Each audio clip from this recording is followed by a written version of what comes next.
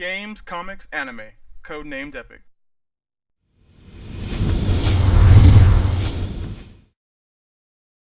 Hey guys, and welcome to Codenamed Epic's Off Topic.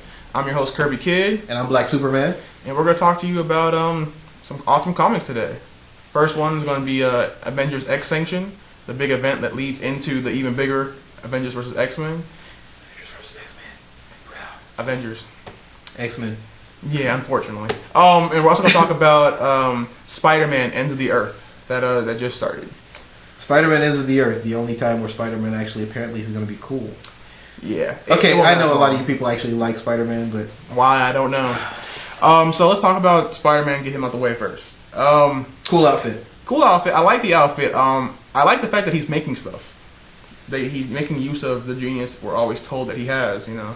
Yeah, instead of, shooting pictures of himself, which is pretty smart, actually, if you think about it, but kind of redundant. Right. I like the whole, him getting a new suit and walking up to the Avengers. Like, first of all, like if you've read the comic book, you know why. But he walks up and he's like, "Look, guys, the only two words that matter here are Avengers Assemble," and they're like, "Oh yeah." The first time, frankly, like if I was ever going to applaud Spider-Man, that would have been the moment where I was. Yeah. That was beautiful. I don't think I've ever heard him say that. I don't think I've ever seen him be that assertive with other superheroes. That's true. He was like, "Guys, let's do this."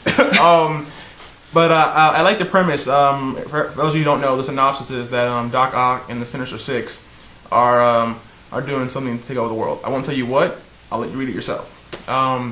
And the way it's portrayed, it's like people aren't totally against him, which is really weird. Like this is the hardest kind of fight to do when the people you're trying to protect are like, well, may not be a bad idea. Yeah, but there's something about it. And unlike in other superhero books, where like the main superhero gets to take on the entire planet by himself, the Avengers actually join in. Yeah, it's not like, all right, well look, that's Doc Ock, he's your villain, you take care of him. No, it's like, you know what, the world's in danger, we should probably all assemble for this. Well, actually, they finally came to that conclusion. But yeah, but I like the new Spidey suit. I know not everyone likes it, but I think it's cool. I like the way that Spider-Man in the past couple of years has been making new suits for special events. Like, he comes up with an ultrasonic suit because he's going up against something, or he comes up with a suit that can take on lava. Just whatever. Like, next thing you know, he's going to make a Voltron suit. That's going to be right, where like his body will like assemble into Voltron. Something hopefully to maybe rival Iron Man one day, since he's always called the greatest hero in the future or whatever. Yeah, that. I know. We don't want to admit it. I mean, that means for Spider-Man to become the greatest hero. That means you've gone through Thor, Cap, Iron Man, the Incredible Hulk. Technically, no one thinks of the Hulk as a hero. I do. We all do. We all do. But in Marvel world, where things make no sense, the guy who keeps saving the entire planet and then leaving and saying, "Please leave me alone." Right. He's a villain. Sometimes he's the villain, like in Fear itself, when he was taken over by the Hammer, which I'm still debating on whether or not he was against using the Hammer, or when he was separated from Banner and just the Savage Hulk. Yeah. Okay, and then he wasn't even really a villain then. But it's not his fault though. But we digress. The next thing we're going to talk about is Avengers X-Sanction. The story for this is Cable comes back in time to where the Avengers are, and he plans to kill them off one by one. For what? Not exactly sure. Let you read it yourself. But this is the event that's going to play into Avengers vs. X-Men. You read it just now. What do you think? First off, Cable is one of my favorite mutants. I mean, he always has been. He's got like really cool powers, and without the technovirus, he's like uber powerful. Have you ever seen him without the technovirus? We saw a version of him. The I believe Age of Apocalypse. The guy whose name was Nathan, and like that was Cable without the technovirus. Oh, okay. And he was so powerful that it was actually killing him. Wow. Okay. Yeah. So maybe the technovirus wasn't that bad of an idea. I don't know. The technovirus is killing him too. So, so either way, you're dead. But he's as a soldier of the future, he's always been pretty cool. Just because with we would think with all his extra knowledge of what's happened in the past that he shouldn't lose, but well, he's Cyclops' son. Yeah, because Cyclops he can only breed failure. Now it I won't tell you exactly what because it's still new, so I don't want to spoil anything. But it seems the thing he was mad at the Avengers for having, he kind of gave to them. It's like, dude, you should know by now. This is how time travel works. You find out that you started the whole war, or you're your own grandfather, or, some weird stuff like that. Yeah. One day we're gonna have to do an off topic on how time paradox works, and my head will explode. Of course, that'll be the last off topic ever. But I mean, I kind of like it. It was cool. And it makes the coming conflict in AVX more believable. Yeah, it does. It makes it make a lot more sense because really, honestly, when we went to WonderCon, one of the questions I asked was, how is it that you can take someone like Captain America who would rather talk before punching you in the face, right?